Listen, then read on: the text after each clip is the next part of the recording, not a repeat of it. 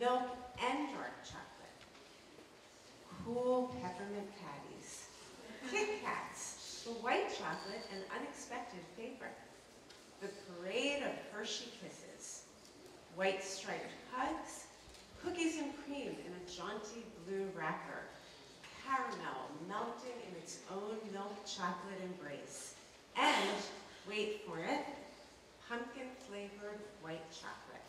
That's the one that stops them. Mrs. Steinberg, you have the best candy.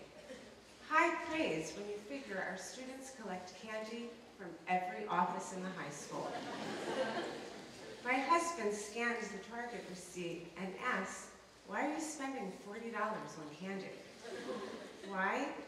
Because over a white chocolate Kit Kat, I learned that a junior struggled with pre-calculus.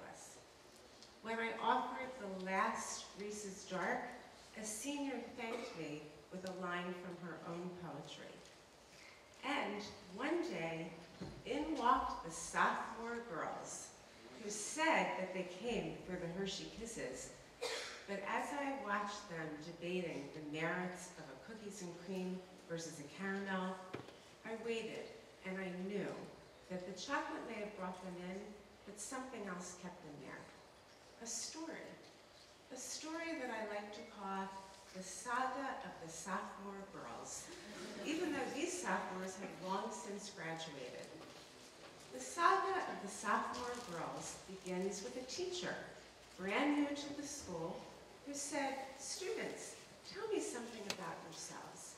And the sophomore girls, beaming with their youthful innocence, said, we love animals. We're vegetarians. We're vegans. We volunteer at rescue shelters.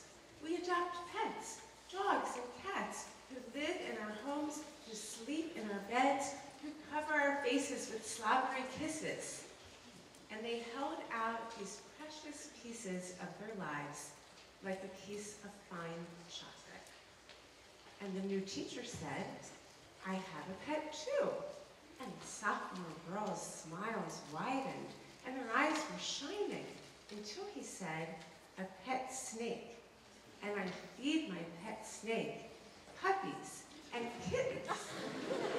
And he laughed at his joke as he watched the smiles on their faces turn to looks of horror. And so, seeking solace and chocolate, the sophomore girls landed in my office.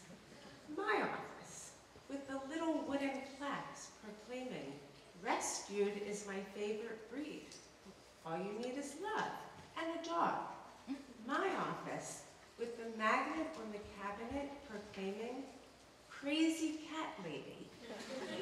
My office, which at that moment grew very, very quiet. My voice, deadly quiet. So, your teacher enjoys a joke. The next day, I faced the open door of an empty classroom. Empty except for the new teacher. Welcome to our school. I smiled, and he smiled, and in my hand, I offered a chocolate. A Mounds bar, coconut. No one really likes them. And taped to the wrapper a little card from your friends at PETA. And the new teacher glanced at the card and at me, and I said, PETA, People for the Ethical Treatment of Animals, like puppies and kittens. And now the new teacher's smile looked uncertain, and I said, people who throw blood-red paint, who picket and protest, who stash hidden cameras. And now the new teacher's face went pale. And I said, enjoy the candy. The saga of the sophomore girls ends like this. One teacher desperately pledging to cease his teasing of sophomore girls, nervously discarding an unwanted chocolate. And another teacher quietly returning to her office to refill her small gold medal basket.